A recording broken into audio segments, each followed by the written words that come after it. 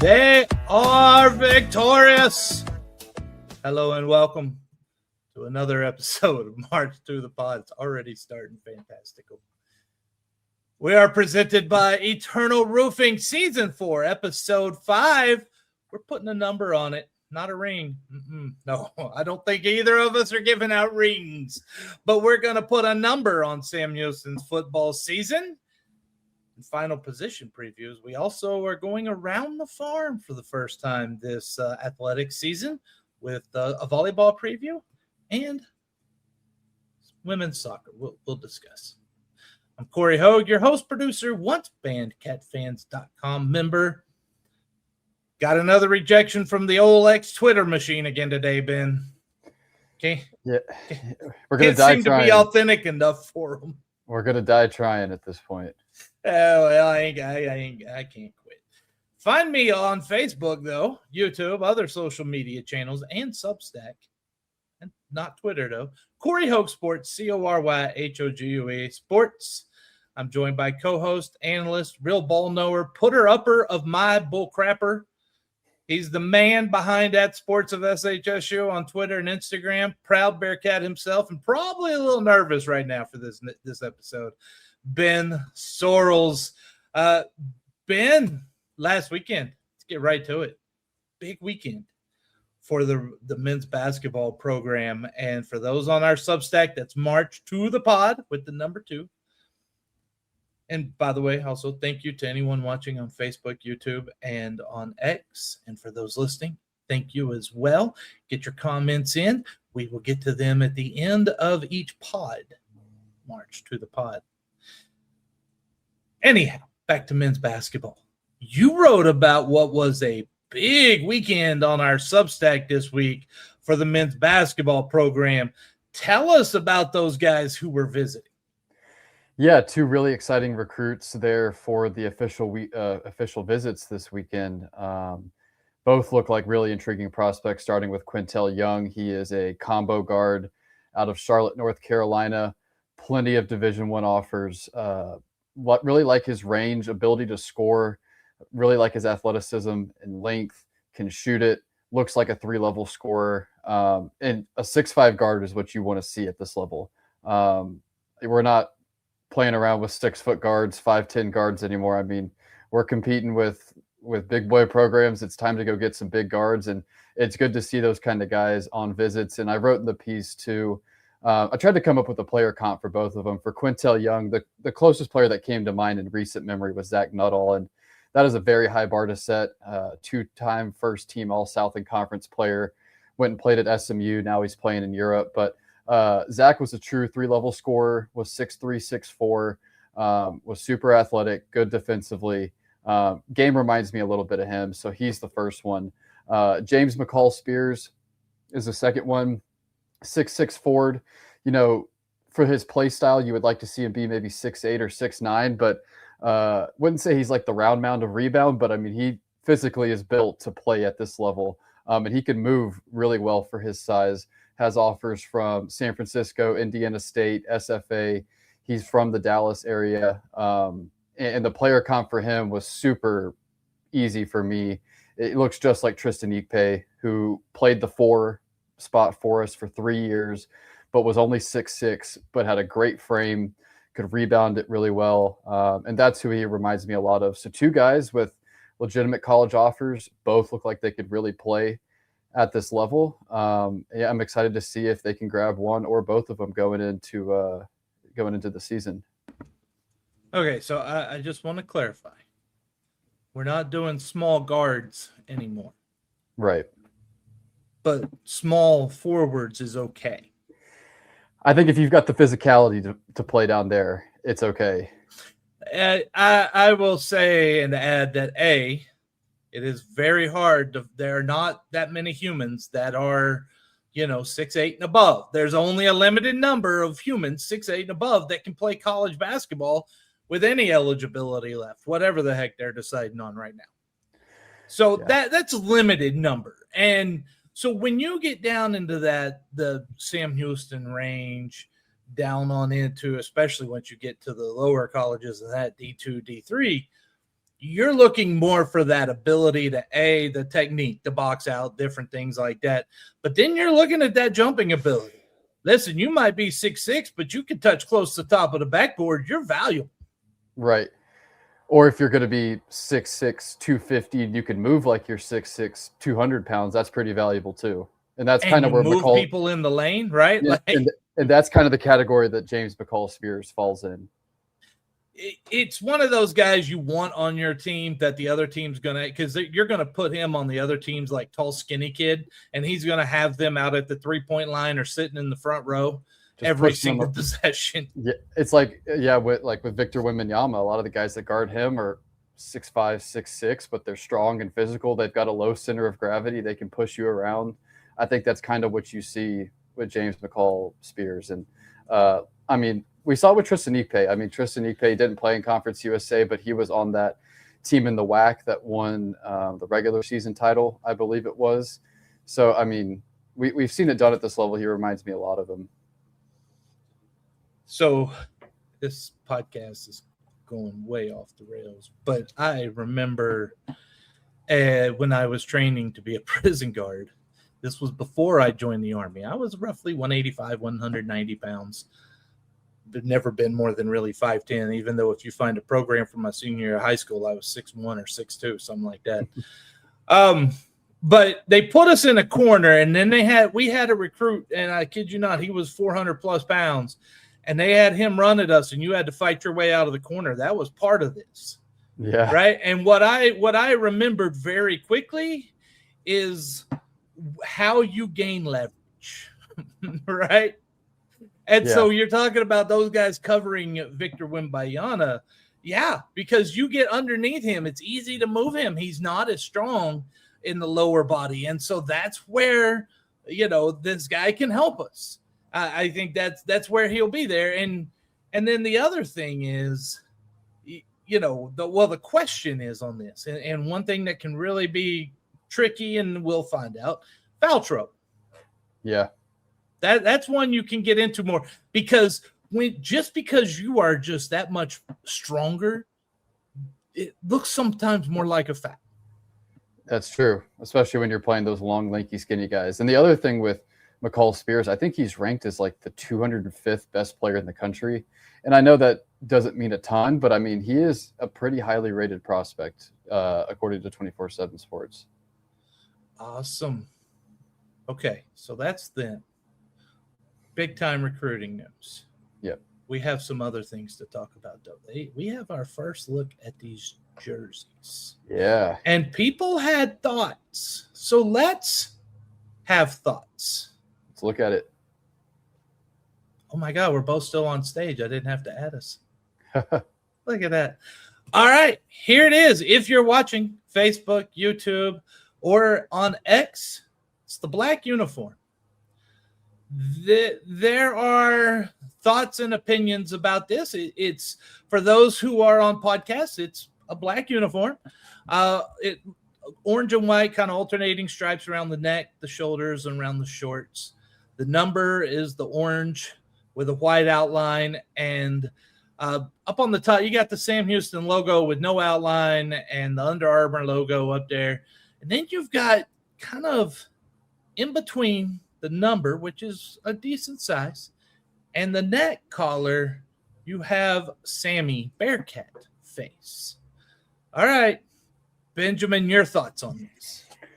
This was the one I didn't like as much as the other. I think the Under Armour logo was the first thing that stood out. It just looks kind of weird. I wish the Sammy logo was maybe a little more prevalent.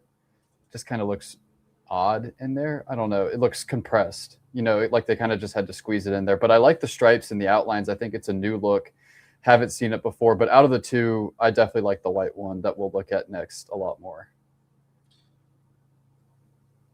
Benjamin, my friend,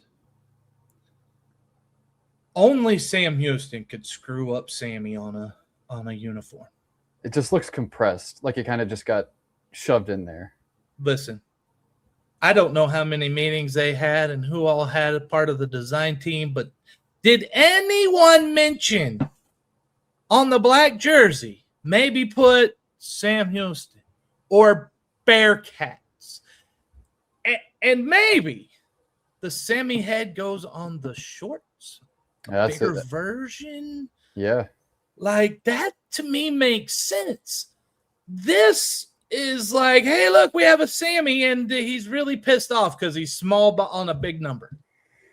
Yeah. So, I mean, I don't like being critical, but I don't really have many other choices right now.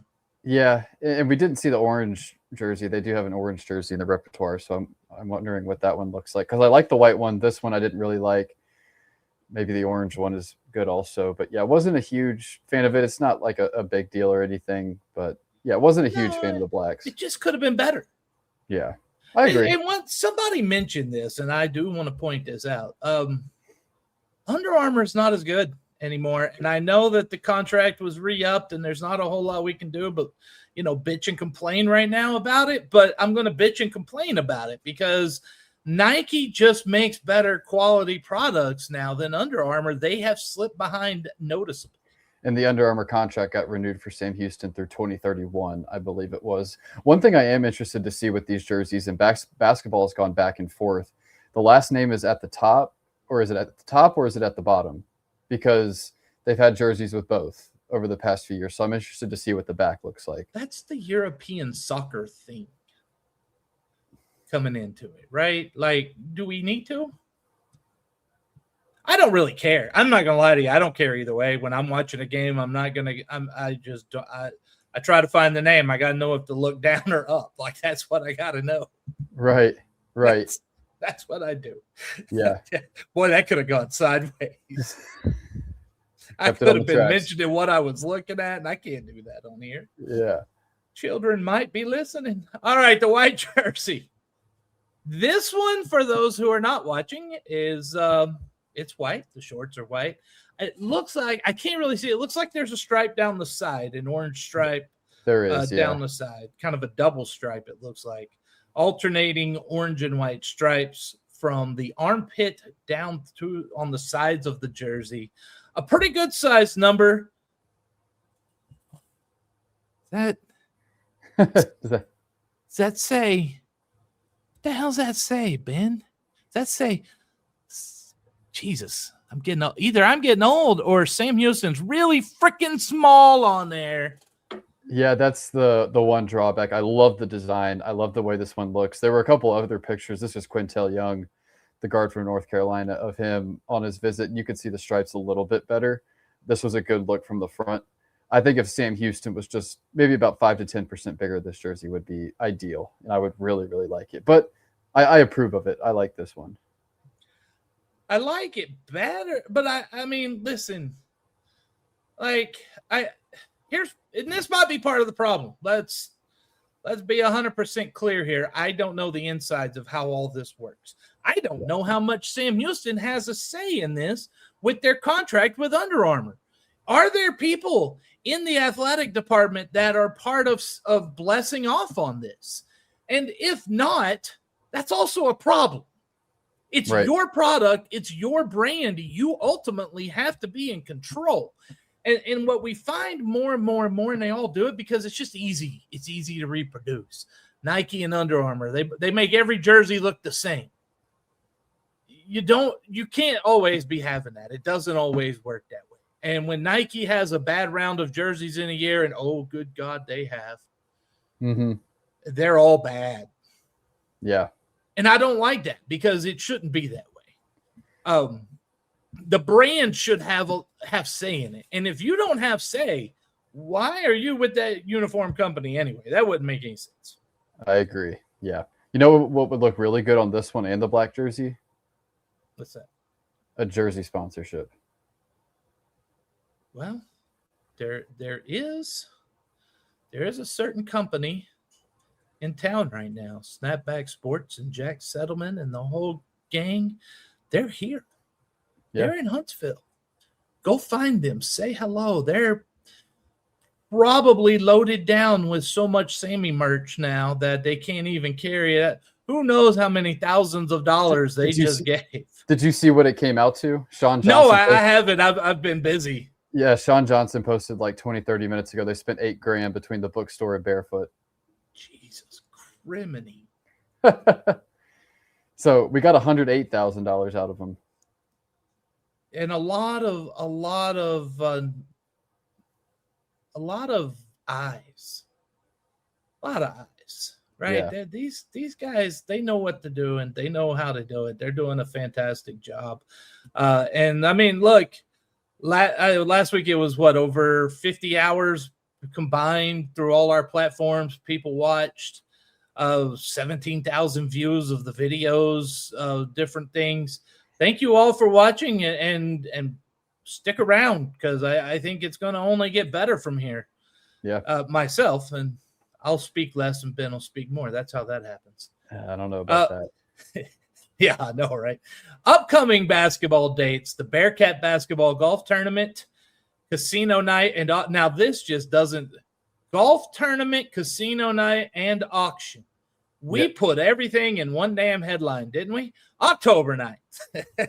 Well, and the team posted it today too. I put in there that more info would be coming soon. So the golf tournament's at 1:00, and then the casino night and auction is at 6:00 at the Walker Education Center. And the link should be blasted out here soon. I put it on Facebook today. Anyone betting on skydiving? I don't know about that. You saw? Did you get a chance to read that? Not yet, but we talked about it.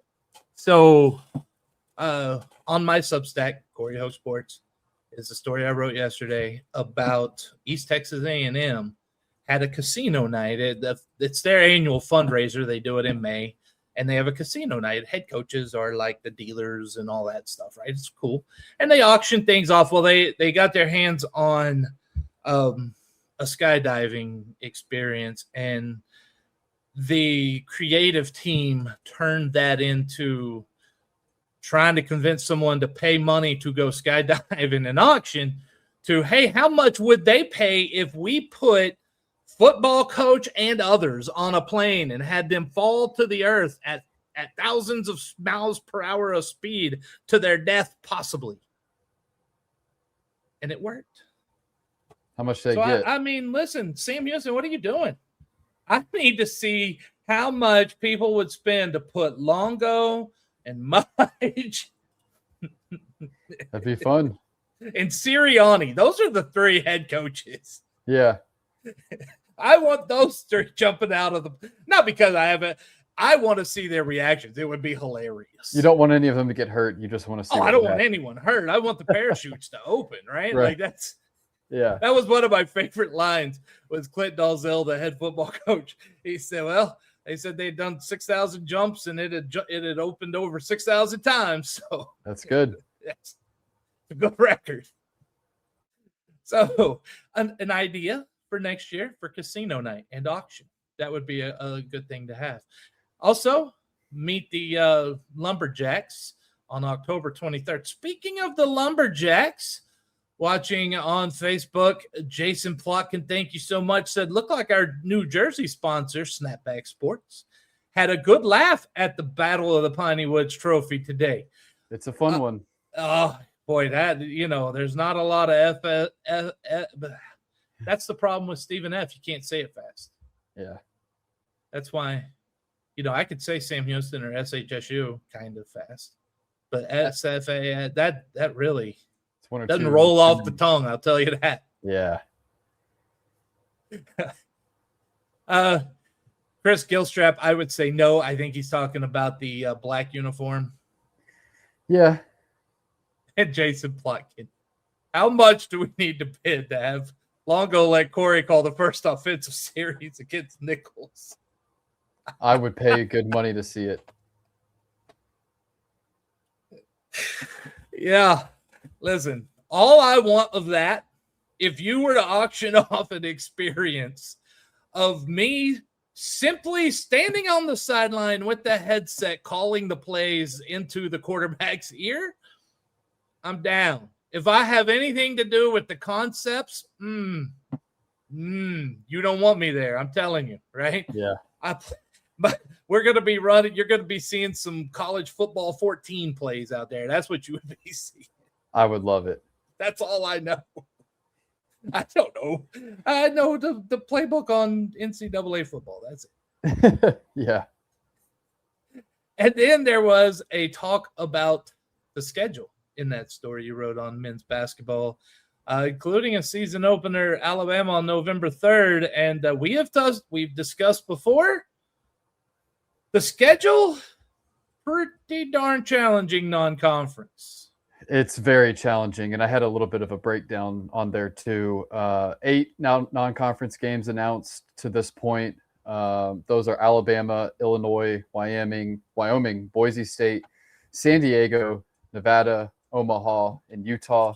They also have game agreements with 2 other teams that haven't been announced. One of them out of the Pac-12 with a nickname that rhymes with Kazoo, and another one out of the American that rhymes with Spice. So we can read between. So that puts you at 10 non-conference games, all on the road. So it leaves Temple. 4 games. Yeah, there you go. But that leaves Kansas State? Kansas? No, we're going to play them in football in 2029. But yeah, 4 games left still to schedule. I would assume probably 2, maybe 3 of those are non-Division I games at home, and hopefully you can get at least 1 Division I game at home. Leave it to me to find a way to do that kind of stupid stuff.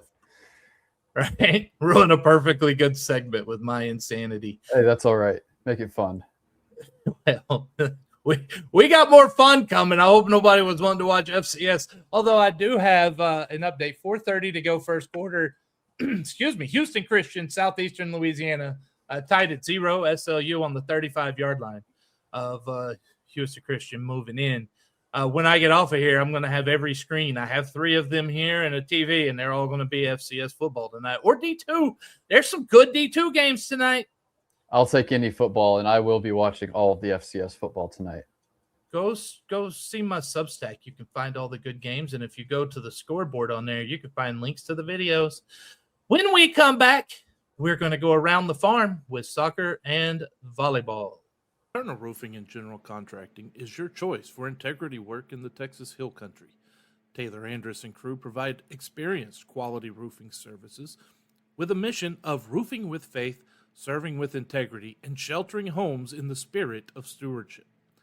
Don't just take our word for it. Here's what satisfied customer Pamela Allen had to say about Eternal Roofing. They did a great job on our patio roof, came out quick for a quote. The quote was very reasonable, and they started and finished work well and quickly. Not a bad thing to say about Eternal Roofing. Give Eternal Roofing a call today at area code 830-251-5673 or area code 936-215-8539, or you can email them taylor@eternalroofingtx.com. Thank you very much to our friends over at Eternal Roofing. And now we head, for the first time in the 2026-2027 athletic year, to Around the Farm, where we don't start happy. Texas A&M was pissed, and they took it out on our Cats. Let's just say that, right? They got beat by Texas State. It was embarrassing. Sam Houston came in. They've got no midfield. They can't control the ball. The defense has been outstanding. The goalkeeping has been superb. A&M found a way to break all that down. We knew that was eventually going to happen. It can only hold for so long. Yeah, the dam was going to break eventually. It was a perfect storm, and that's what happened. It was also your 3rd game on the road in just over a week, too. So, I mean, that doesn't help either. It wasn't great. Big one tonight, though. A&M-Corpus is off to a good start. Interested to see how they play tonight at 7. I want to talk about that in just a second, but A&M won 5-0, but they're 32-2 shot advantage for the Aggies. 15 shots on goal. Hannah Stipp made 10 saves. She has 23 through 3 matches. Well, yeah, can we get her some help up front in the midfield or something? I know. They've scored 1 goal in 270 minutes. Yeah. 2 consecutive shutouts. That is not the shutout streak I wanted to have. And the 1 goal, too, wasn't even like a regulation play goal. It was off a free kick after a penalty. It was a set piece. Yeah. And a lot of goals happen in set. I'm fine with goals off set pieces. They're goals. They all count the same. That's how I look at it. Opponents have outshot the Cats 72-15. And 2 of those 3 matches were granted against Power 4 opponents. But tonight, you said it, 7 p.m., Texas A&M-Corpus Christi. How will they respond? That's what I think the biggest key thing I want to see tonight, Ben.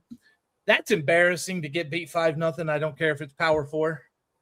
I have a feeling, I hope that they're embarrassed. If they're not, that's another problem. Yeah. But I want to see the response. That'll tell me a lot about where this team is at this point in the season. And I know we talked last week, too, how concerned are we about the midfield play? I think if it continues through tonight, then it is like a red flag, glaring I'm concern. sounding alarms if it happens again tonight. Yeah, I think if you see progress tonight, that's good. But if not, that's when you really got to start to ring the alarm bells. Yeah. Well, let's move to well, I was going to say there was some good news with soccer. They got their turf put in. So that good. Is true. The home field turf, it looks beautiful. Looks great. Yeah. Go march to the pod. Find us on X. I don't think I found it on Facebook. Sometimes I don't get on Facebook a ton, so I don't tend to share as much over there. Yeah, but we did quote tweet it over on X. Yes, we did. Volleyball. I think expectations are maybe a little higher than we may have thought. They went 11-18 last season, 3-13 in Conference USA, missed the conference tournament. They hit 195 as a team. Opponents hit 243. That's not a good way to have those numbers going. Chloe Monson returns after 414 kills as a freshman. I was in the Army. I've got a lot fewer kills. Chelsea Butler had 223 kills while hitting 293. And Shayla White returns after 499 digs, which is a whole nother thing that I'm not going to make jokes about too. Newcomers give Sam Houston legitimate reason for optimism. Tyler Junior College Region 14 Setter of the Year, Lauren Pyle. She is an assist machine, blend transfer, Annika Brooks, kills and blocks machine. And listen, this exhibition season, it's worth talking about. That's the good news. They took a set from defending champion Texas A&M. Can you believe they won a national title in something? 2 of 3 against Houston and swept all 4 sets against Houston Christian. Ben, has where you put them, because in the preview you put them, I think, around 5th. Is that changing a little bit based on what you've seen in the exhibition season? I think it's raised the floor and the ceiling. You know, Western Kentucky is still the cream of crop of this league. I mean, we're not going to push for first, but I mean, I think you could push for a top 3 spot. Is that the likely outcome? Probably not. I've got us around 5th, like I said in the preview, but I don't think there's any reason why this team should finish lower than 6th or 7th this year. The way they performed in the spring, in their recent exhibition match, they're deeper. They returned some really impressive pieces from last year. And this is a program that is used to winning. I mean, they have had 3 or 4 down years, but before this stretch, like I wrote in the piece, they had a winning season in 8 out of 10 seasons that included a WAC regular season title back in 2021, I believe it was. You have some not so distant success, and it's time to get back to that. And I mean, the long-term outlook too is interesting. I mean, Brenda Gray, 43rd year coaching. Her daughter just left to go coach at McNeese. If this season doesn't go well, you know, what does that mean for her future? If it does go well, how much longer does she stick around with this group? I mean, there are a lot of things riding on this season, and it's time to get back to the winning ways that this program had shown through the 2010s. We will see this on Friday at the Bearcat Invitational against Cal State Fullerton and Miami, Ohio, before Saturday's match with McNeese. The opening 2 matches, I like that. I like that scheduling. I think that's a comparative of programs that we should think that would be competitive against. Yeah, and it's good to – and volleyball and softball have really done well with this. It's good to see them get these kind of MTE events on campus. I enjoy that they're able to do that. I think it helps a lot. And you're able to bring some of your non-conference schedule on campus, which is a struggle for a lot of sports. Okay, so because someone else out there listening might be thinking, what in the hell is MTE, like I do all the time? Multi-team events? Yep. So MTE events? MTE. This is the RBI discussion in baseball, Ben. Yeah, no, that's true. Did I say MTE event? You did, but I hear that all the time, right? Like that's not like. Yeah. Do you say RBIs? Because how do you have runs batted ins? Yeah, that's true. That's true. So I say RBIs, and I can say MTE events because no one can stop me. I'm not going to stop you. I just said it myself. There you go. You're on board now. It's over. Yeah. It's over. Whole episode gone to hell. Right before we go to Eternal Roofing to hear more about them. But before we do, you're enjoying this show. Help us grow. Rate, review, March to the Pod on your favorite podcast platform. Remember, it's March the number 2 the pod. Find us on our Substack page, marchtothepod.substack.com, Twitter, Facebook, Instagram, TikTok, YouTube. Guess what?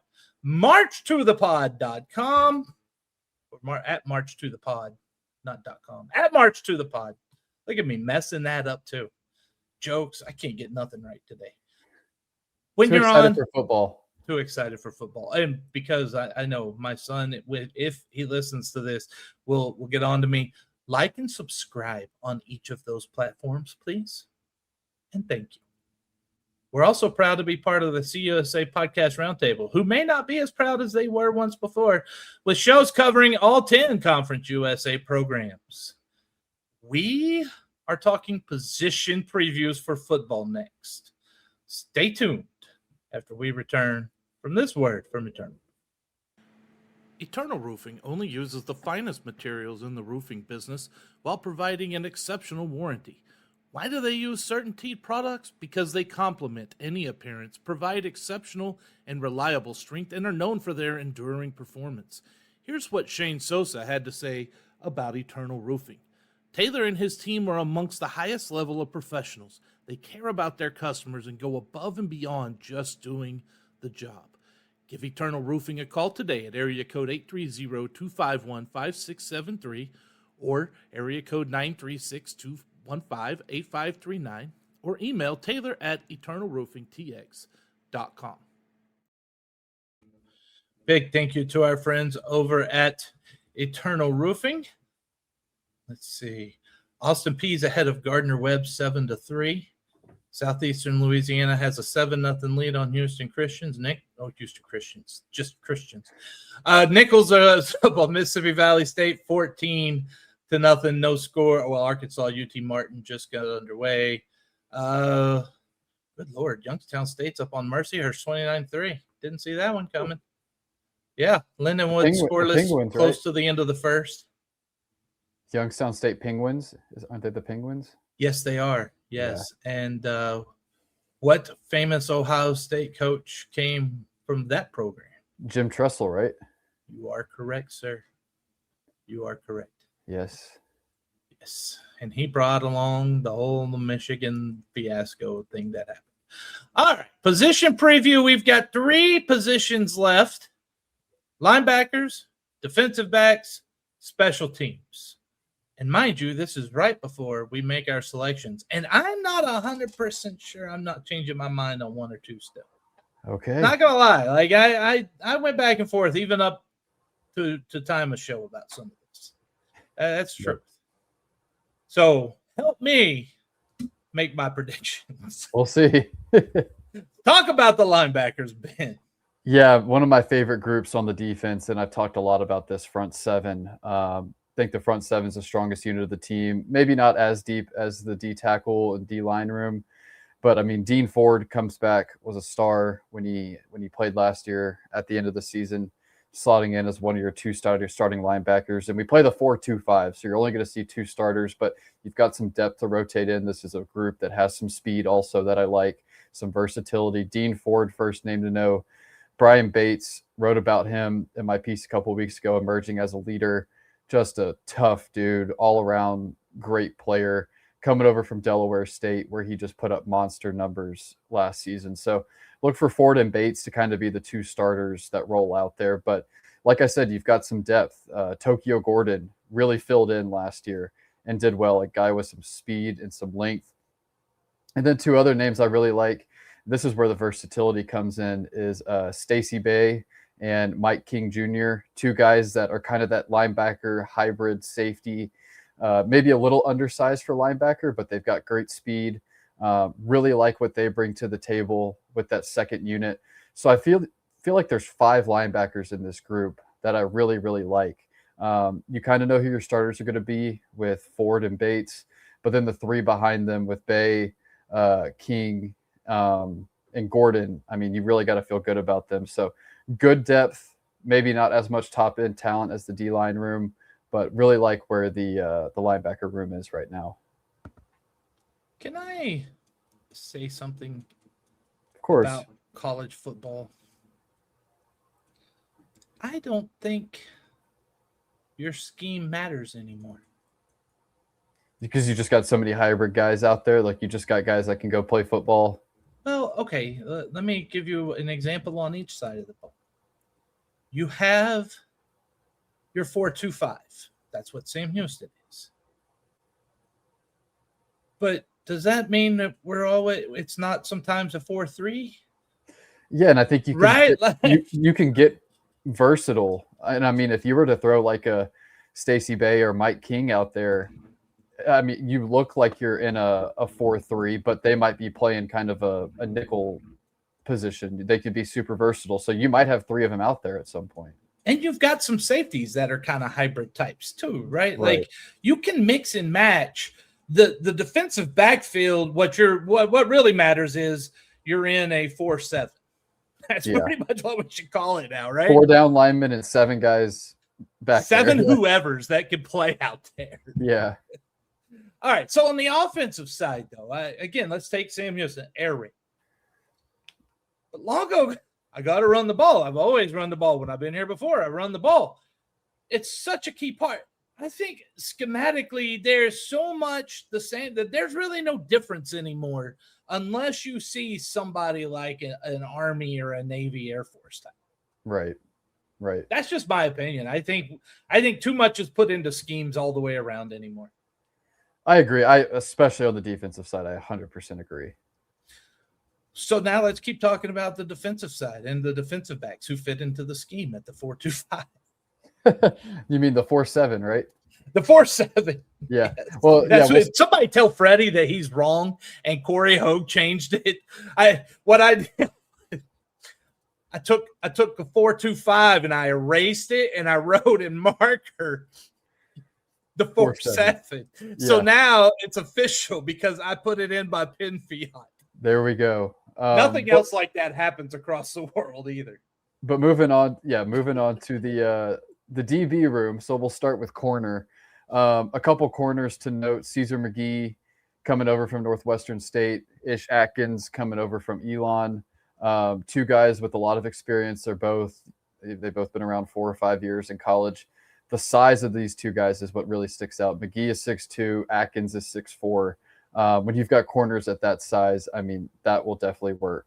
Javon Wilson was another guy that was getting some reps with the ones when I was there. Came on after an injury last season, had some interceptions, made some big plays late in the season.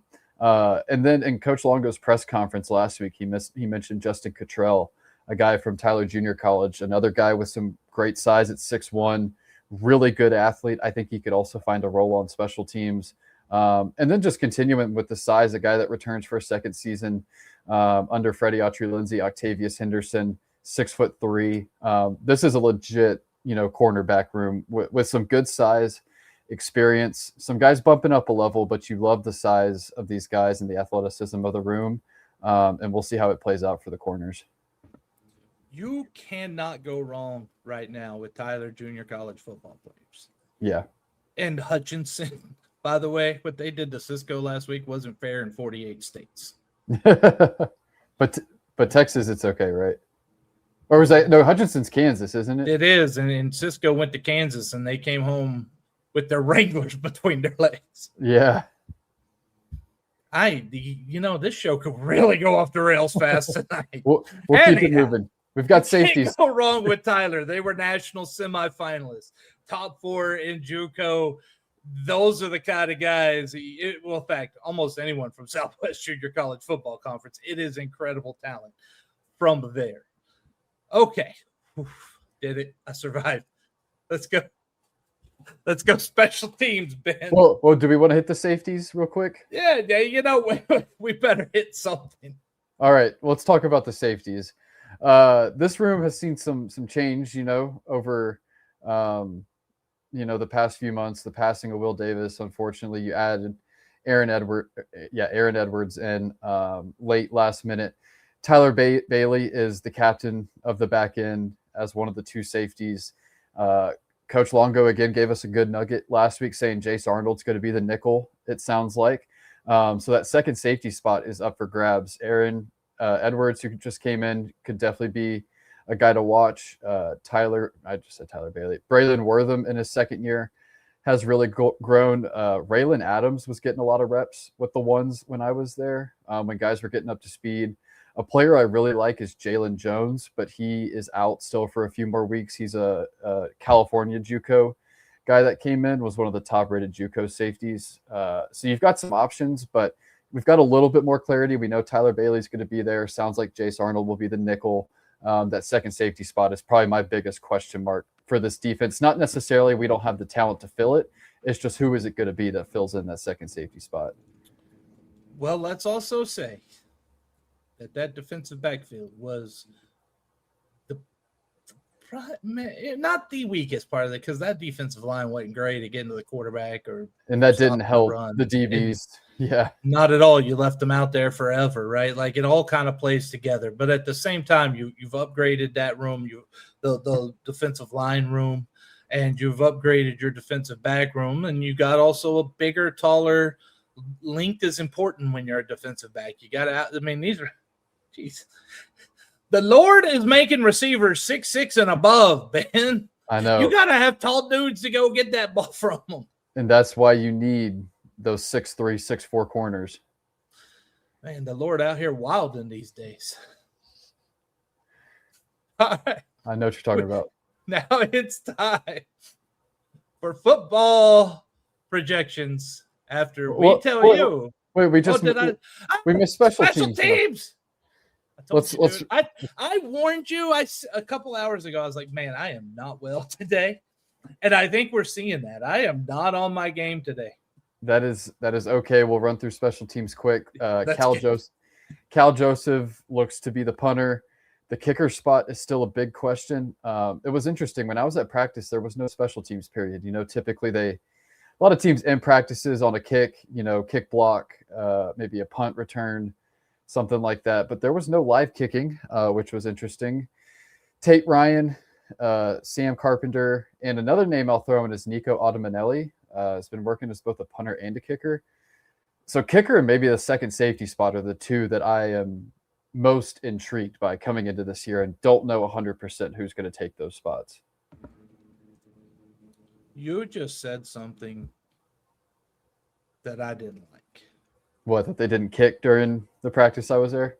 There's no live special teams play. And that was just one practice. Maybe they hit it hard the day before. I don't know. Listen, I by no means am I telling anyone they're wrong. But I will tell you, when I have been to practices of teams with coaches who put special teams as a priority, think the old Virginia Tech coach? Beamer. He was outstanding at it. You know who else is? Colby Carthel. He's good at it. Yeah. Bill Maskell at Midwest State was great. He was great with special teams. And you know what? You know what? They started practice with the live period of the special teams. They started it with punts and kickoffs and kick returns and all that, and then went to offense, defense, and then finished with field goals. They start and ended with special teams. That tells you where the priority is. I'm not judging priority of Phil Longo. Don't stop. I'm just saying it's a concern for me because I would rather practice it than not.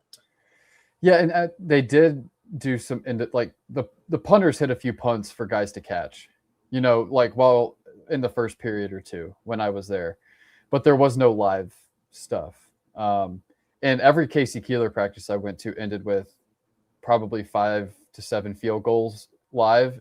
Typically they were extra points, nothing crazy, but that's how they finished almost every practice when I went to those. Yeah, because it's important. Yeah. I'm not saying it's not important to Longo, but I will say they this. were good on special teams last year. They were very good. Yeah. They were really good on there last year. So that's why I'm not going to say you're wrong. I am going to say if things go south on that group this year, I'm going to be asking about your fall camp schedule. I'm just saying. All right. I'm not saying you're wrong. You've got a chance. You were great last year. I've got no complaints at this moment. I just hope I don't have any later. Yeah. Okay. So are we ready now? Let's do it. It's time. It's time. It's time to give the people what they want, the projections. But first, they need to find their holiday lights and get on that schedule at Eternal Roofing. Eternal Roofing is locally owned and dedicated to giving back to the community by supporting local organizations and charities. They are also the winner of Next Door's Neighborhood Faves for 2 consecutive years. And as you know, if you've listened to this podcast, Eternal Roofing is your choice for Christmas lights.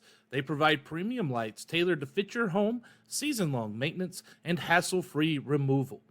Kyle Tatum said, "They're very professional and great quality, on time and clean, and really made me feel like they cared for me and my home." Give Eternal Roofing a call today at area code 830-251-5673 or area code 936-215-8539, or you can email taylor@eternalroofingtx.com. Thank you very much to the crew over at Eternal Roofing. Taylor Andrus, we really appreciate you. Early second quarter, Austin Peay 7-3 over Gardner Webb. West Georgia 6-0 over Chattanooga. Midway through the second, Houston Christian got a field goal. 10.5 minutes to go. Southeastern Louisiana leads 7-3. Nichols 17, Mississippi Valley State 0. Early second. UT Martin, Central Arkansas scoreless. Still 10 minutes left in the first quarter. Louisiana Christian, NAIA. They were D3. They're now NAIA. At Northwestern State, still to come at 7 o'clock. And that's all the scores I'm going to give you because those are the only teams I care about because that's what I cover. All right. Whew, how about that? You know who else I care about? These Bearcats. And they need some wins, Ben. Yes. How many? Well, that's what we got to figure out. Now, Vegas says 3.5. Okay? Hey, wait, you ready? Boom, we switch. Oh. Look at that. Look at that. Corey, how have you done with your record predictions over the last 3 years? I just don't know yours off the top of my head. Do you know? Okay, so the first year, I didn't get 10 in a bowl game when we, the I didn't get 10 in a bowl game. The one before that, 3-9 year. Yeah, the first I was actually on that one. I was on the under there. I think I was on the over the next year. Last year I was on the under last year, and I think I pretty much hit on that. So yeah, it was 4.5. They've been pretty good. Yeah, I don't know about over under, but I predicted 5-7 the first year. They went 3-9. I predicted 7-5 the next year. They went 9-3, and then last year I predicted 3-9 and they went 2-10. So I've been within 1 or 2 each year. So we'll see if I can continue being close. Oh yeah, no, you're closer than I am. I've been a little more, I think maybe way off. I'd have to go back and look because anyway, let's get started. Troy at the Troy Trojans. They were 8-6 last year. Gerard Parker is their head coach. BetMGM gives them 6.5 wins. They have 7 returning starters. 32% of the snaps are returning. They've got some quarterback experience and offensive line supplemented by experienced transfers, but only 27% of their defensive snaps return. Could that be an advantage? Ben, what say you?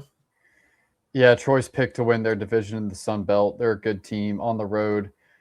I think it's closer than the experts think. I'll pull up my Lee Corso. The spread's like 16-ish. That's next week, Ben. I know, but I'm going to say it's a loss, but not a huge one. Okay. Well, you know what else I'm giving you tonight? What's that? Scores. Oh, boy. Oh, I'm dumb. Troy 31, Sam Houston 20. What do you think about that? Covering the spread, it's about what I think. I was going to say about a 10-point game. I don't know if those are the numbers I would pick, but I was thinking about a 10-point game.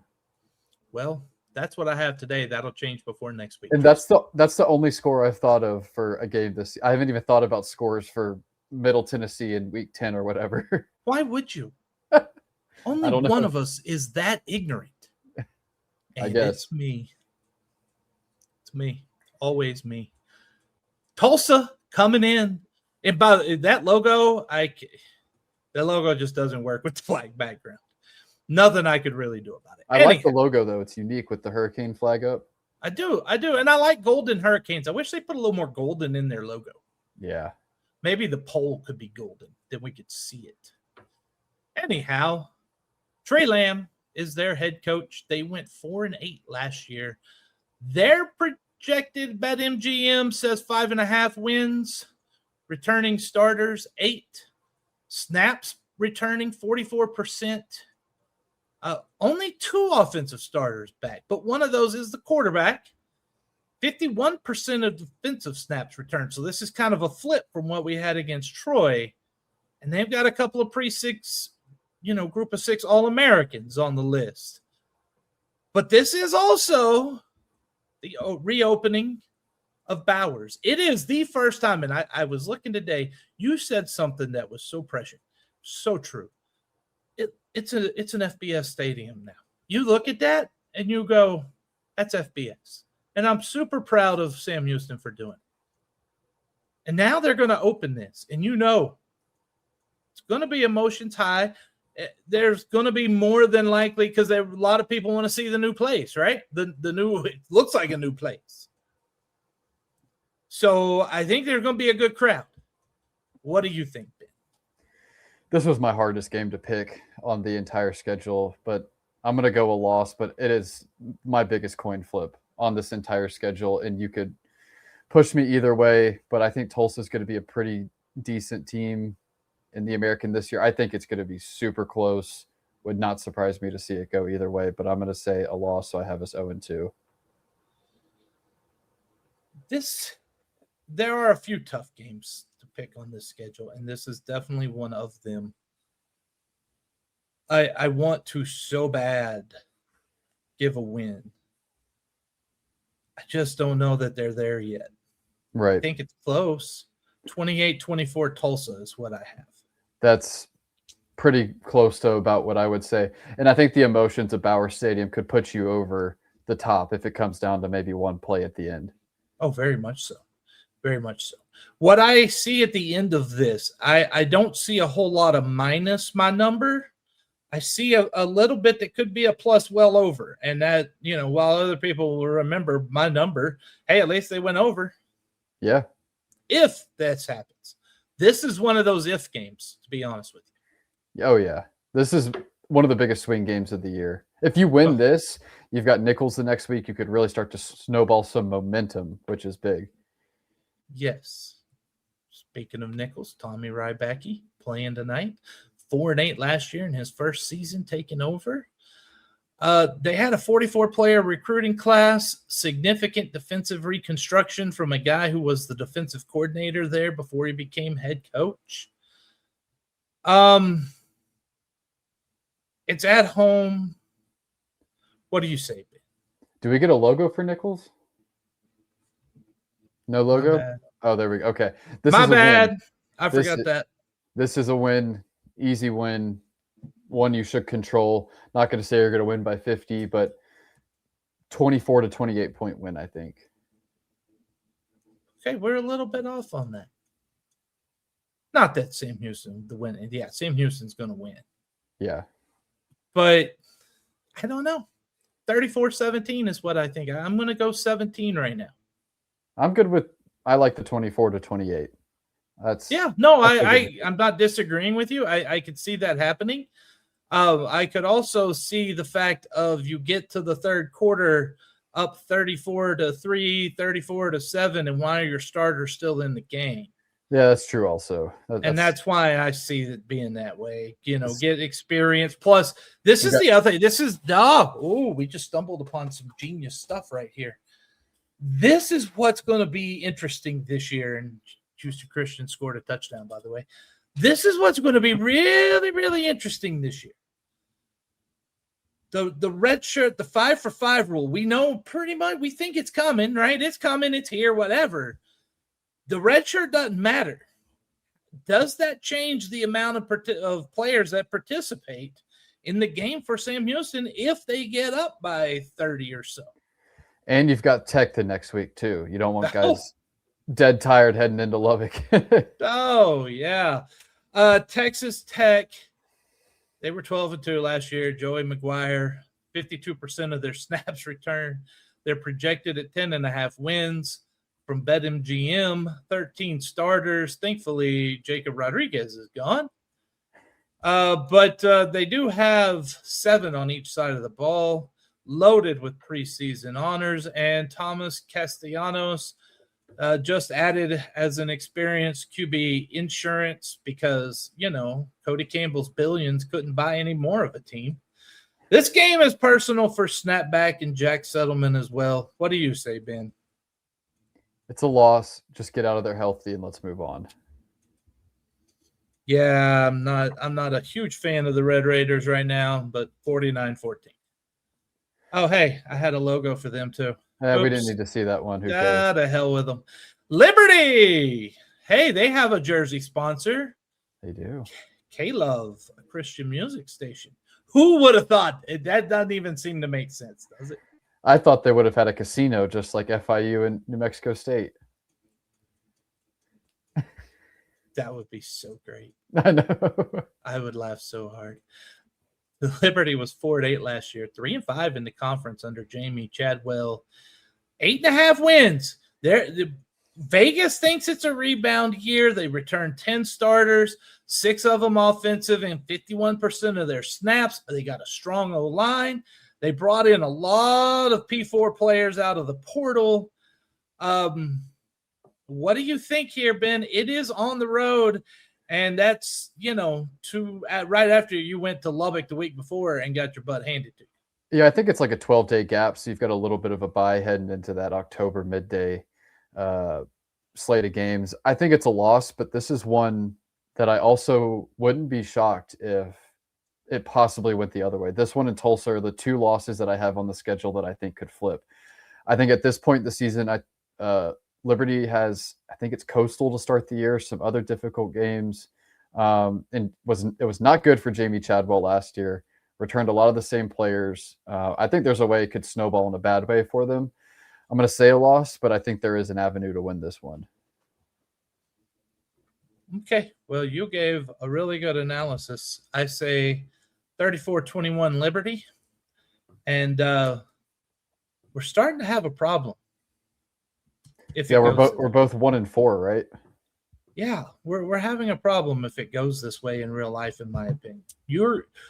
I think this season might hinge on week 2.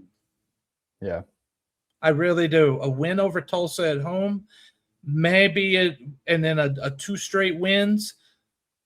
Then you go Texas Tech, whatever, then at Liberty. I give you a much better chance. It's a front-loaded schedule, absolutely. Oh, Jesus Christ. Because then you go and you have Western Kentucky and a mascot that is tremendous as well. They were 9-4 last year, 6-2 in conference. Tyson Helton, but he's got his 3rd offensive coordinator in 3 years because his offensive coordinator has gone from Abilene Christian to Western Kentucky to, do you know where he went to, Ben? I don't remember. UTSA. Okay. Yes, he is down there with Traylor. And I'm telling you, Rick Bowie is a coach on the rise. Yeah. Keep that name in mind. BetMGM, though, has them at 6 wins, 6.5. That's lower, right? 6 returning starters, only 23%. They had a lot of turnover. Least returning production of any of the opponents for the Bearcats this year. I know Tisdale, CUSA Freshman of the Year. Hutchinson returns, but, man, this portal rebuild and then coaching staff rebuild on the offense for the 3rd time in 3 years, and you're coming into Sam Houston, this could be one of those if games. It is. I still have it as a loss. I really like Tisdale, Rodney Tisdale. think he's going to be really good. And WKU, them and Liberty just have incredible resources. I think they did a pretty good job reloading. 2 Bearcats over on the roster, or 3. Josiah Rockwell, who was with Sam Houston, went to Prairie View A&M, had an incredible year. Now he's at WKU. Quavez Humphreys and Rhett Larson. So you've got 3 former Bearcats over there. I think they're going to be pretty good. I've got it as a loss. I got it closer than maybe it should be, but 30-27 Hilltoppers. Yeah. And I think they're going to be fine. And resources, like you said, you want to be up there with them, you got to pay. But now we got to start talking about a problem. 1-5. This suddenly here in almost halfway through this season now, or we are halfway. Yeah. We're at the halfway point. And it's 1 win. And last year was 2. And Phil Longo was so good at keeping them together. Does things start to get stressed at this point? That's a valid question if they are 1-5 at this point. Right, because the back end of the schedule is much easier. But if you are 1-5, it's going to be hard to keep the guys together. And I think we're both much more optimistic about this second half of the season, but you can't let things snowball in a bad way. No, because that's what, and then the other thing is by this time now, halfway through the season, you're having to use some of your depth and everything else. It can build. It can build quick, right? Negativity breeds negativity, and it can build fast. 1-5 is a lot of negativity to overcome. Yeah, especially after a year like last year. I think last year when we were 0-5 or whatever it was, people kind of expected it. This year, you're hoping for a rebound, and I still think they will. We'll get into it, but it wouldn't be encouraging after last season. Okay. One more question before we move into the second half of the season. If 1-5 is their record at this point, does Phil Longo still have the fan base support? Probably not, but it also depends, how are you losing these games? Did you lose by 35 to Troy? Did you lose by 28 to Tulsa? Did you get blown out against WKU at home? I think if you're losing these games by 3 points, 5 points, and you see the back end of the schedule, you're completely fine, I feel like, or you should be. But we'll see. The fan base doesn't really look at it that way. They want to see wins. What about Trollverse? Will they be okay? I don't think they'll be okay no matter what. That's true. All right. Heading on to the second half, starting with New Mexico State. Tony Sanchez led them to a 4-8 record last year, 2-6 in Conference USA. BetMGM has them at 4.5 wins with 9 returning starters, and 38% of their snaps from last year have returned, but only 26% on offense. Furman transfer Trey Hedden is officially QB1, I guess. Nearly 3,000 yards last year. I guess. I guess. We're going to say I'm right. I think that's who it is. Yeah, veteran linebacker duo returns for New Mexico. I don't know anything about him. I follow Sam Houston and the other Texas schools, right? Right. All right, Ben. This one, I think this is where maybe if Longo can hold them together, this may be where we start to see a turn to the sunshine. Yes. I think this is where the tide turns. This is also the game, one of 2 games the Snapback boys are coming to during the season. It is a win. The momentum is moving in the right direction. Okay. Because now your record says 2-5, but you're 1-2 in conference. It's not over. Right. Right. So now you go to Missouri State. Well, what's your pick? Well, I don't want my pick. Sam Houston, 27-23 over New Mexico State. All right. So I have them at 2-5. Then we go to Missouri State. And SMU's offensive coordinator, chief of staff, has taken his first head coaching job, Casey Woods. Missouri State was 7-6 last year, 5-3. They're doing that transition to FBS thingy-majig that's so hard to do. BetMGM gives them 4.5 wins. 6 returning starters, 32% of returning snaps.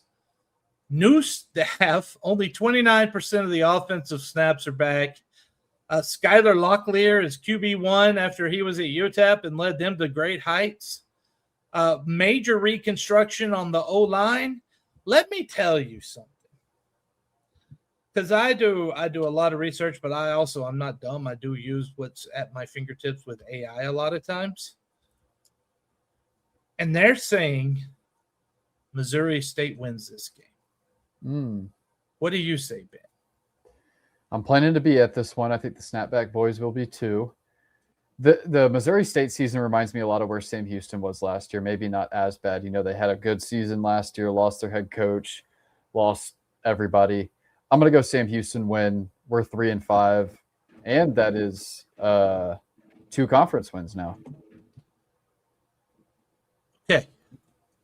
So I'm going to tell you, and AI said Missouri State and because when I asked, I said, give me your reasoning, because if I think otherwise, right, like I want to debate right here, right? I want to think of the other side.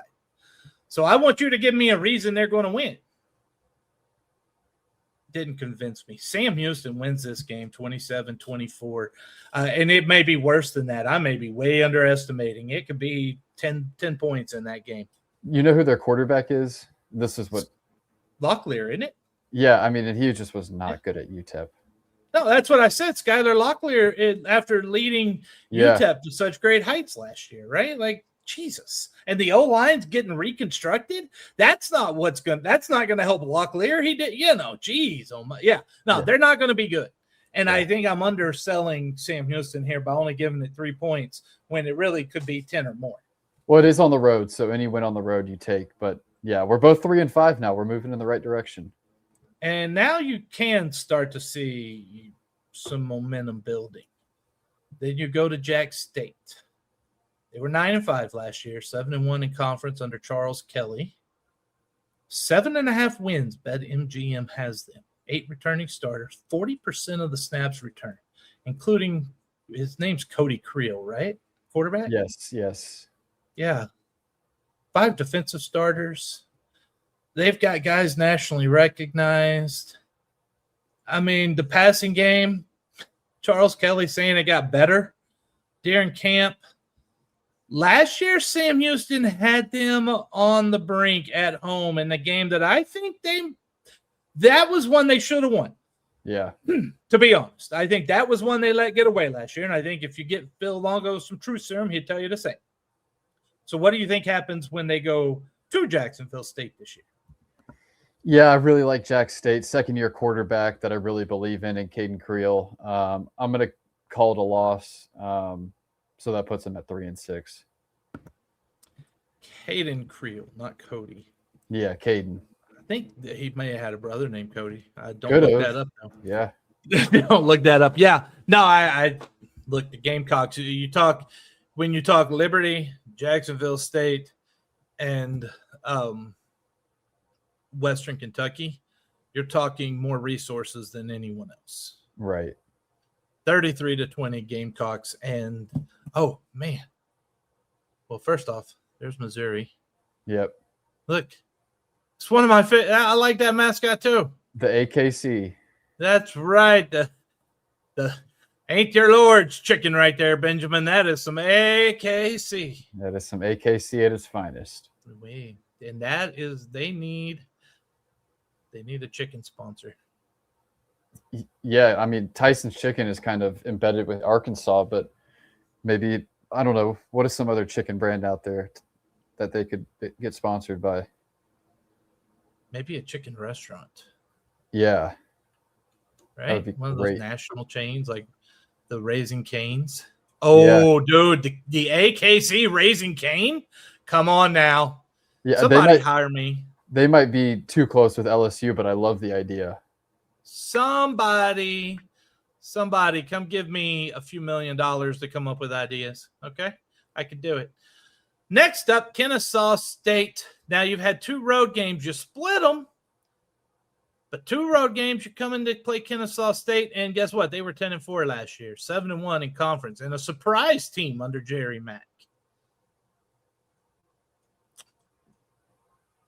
BetMGM has them at 6.5 wins. 6 returning starters. 34% snaps returned.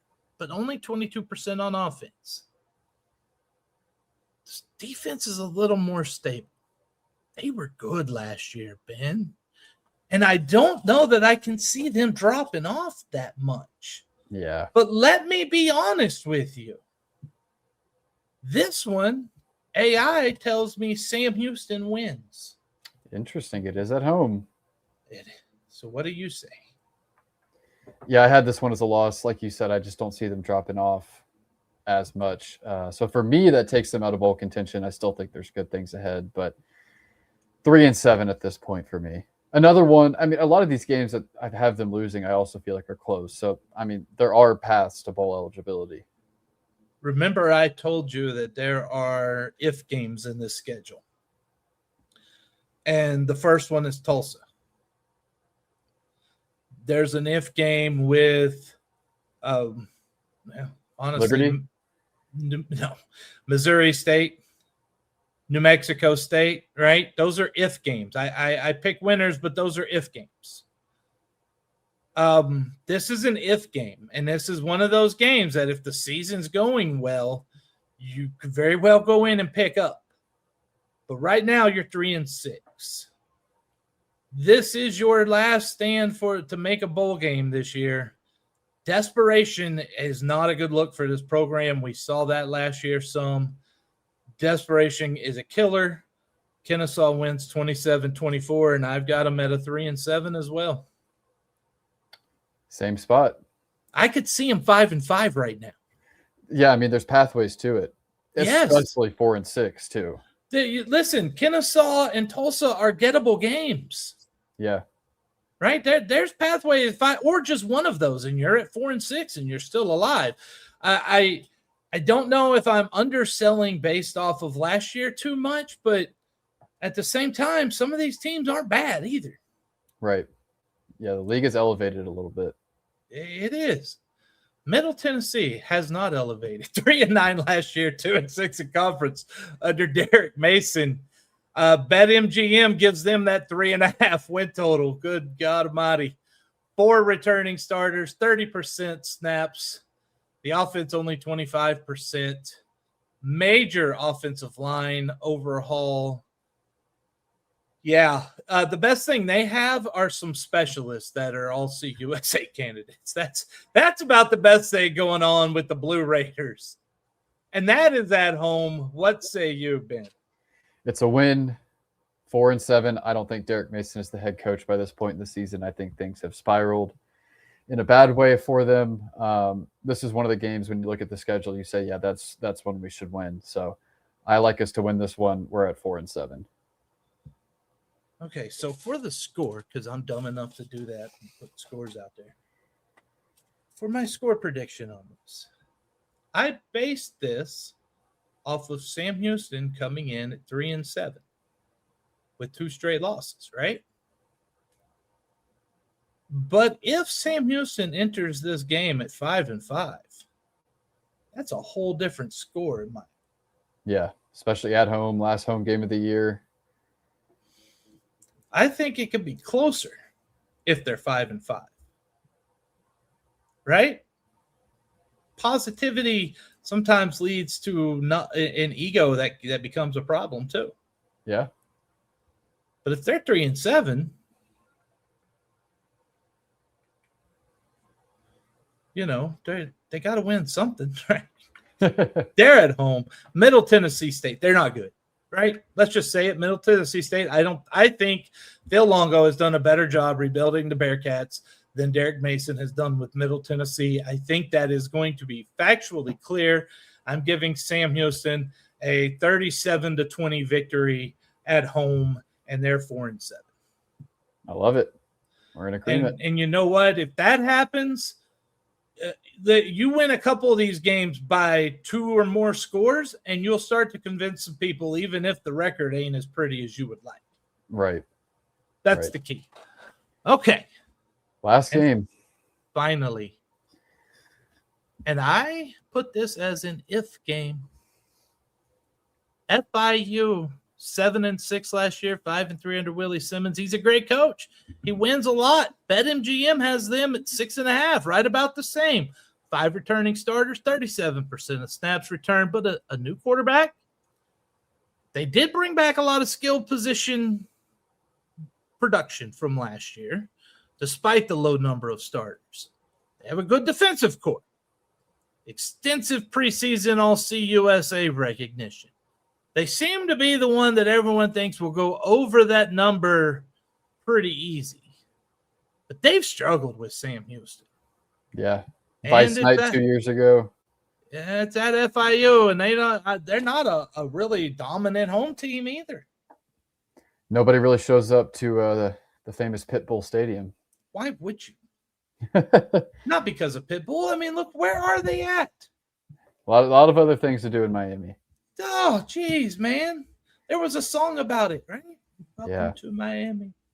Probably a lot of songs about it. Yeah. I've got the Bearcats winning this one. Do you? I do. You've got 5 wins. I had to give them one swing game. You know, this one, Tulsa, maybe Kennesaw. You know, I think they pull one of these swing games out. This is the one I'm picking. You win this one, you win 4 out of your last 6. You kind of get a similar vibe to that 2023 team that won 3 of the last 4. And I think you finish on a positive note with the 5-7 record. I see no flaws in your logic. You're wrong. I have to do that, right? That's the thing. That's the bit. This is an if game. Very much so. I don't consider I said Kennesaw State, that's an if game. Missouri State could be an if game. Could be. I don't think as much. New Mexico State could be. Right? Tulsa is definitely an if game. I've got them winning some of those. And, you know,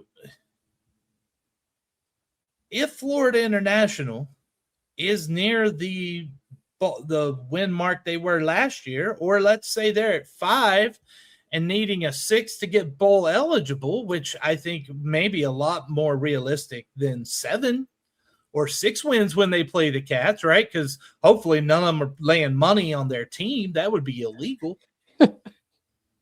We've seen that happening. Yeah. Jesus. Stay out of the casinos, kids. It's at Florida International. This one I struggle with. This one I could change in about 5 minutes. So I'm not. I'm going to go Florida International, 30-24. I have 4-8. And I think it's a 4-8 that doesn't have too much heat. Because you saw signs of progress. Yeah. I think there's enough in there. And listen, I say 4-8. I see 6-7, 7-6 too, right? I really, really do. I just can't trust it yet. I've been in a prove me mode. And I like being there. I don't want to just believe your hype. I want to believe your actions. Yeah. So here we are. Prove to me that you are better than that. Prove to me that you are 6 or 7 wins. Do I see a path for you there? You damn Skippy. Yeah, I do. And I've said the ceiling for this team is 7 wins. I've got them at 5 right now. I think Tulsa and Kennesaw were the other 2 big swing games for me. So that's how I could see them getting to 7. You know, if they can win those 2 or 3 swing games. They beat Tulsa. Then I think you expect it's no longer toss-ups. I expect New Mexico State and Missouri State to be wins. See, having a chance to have seen the team in person, I expect New Mexico State, Middle Tennessee, Nichols to be wins, and Missouri State is on the verge of expecting to be a win for me. Yes. Kennesaw, that's a big if game. They could be really good or they could be not as good. Right? And we don't know. That's the thing about right now. We don't know. Yeah. Although a win at Texas Tech would look really nice. I would take it. A lot of us would. Yeah. A lot of us would. All right. So, Ben, you're down for 5-7. I'm down for 4-8. But that means we both are on the over. I think last year we were both on the under. It was 4.5 last year, and I had 3 wins, and I even felt that was a little bit of a stretch. But yeah, we were both. I forget which you had. Probably 3 wins also. I think so. I'll have to actually look back. I might have been over. I'm not the smartest guy in the world. That's all right. Neither am I. Big thank you to everyone out there watching, listening. It's been an hour and 20 minutes of goofiness, but I hope you had fun and enjoyed it. We will be back next week. Get to our Substack. We got football preview coming out soon. We're going to recap on Mondays. Those have started again. And the football previews Tuesday, I believe we're trying for. And the game preview is Thursday. And you will want to see our game preview. It is intensive. If you're a fan, and I'm saying that like you're a fan. You love the Cats. You're going to love these previews. Would you agree with that assessment, Ben? I agree with everything you said. You are not the smartest man in the world either. Thank you so much for watching March Through the Pod, presented by Turtle Roofing. Until next time. Ben? Eat 'em up, Cats, and it's football season, baby. I don't know why I paused.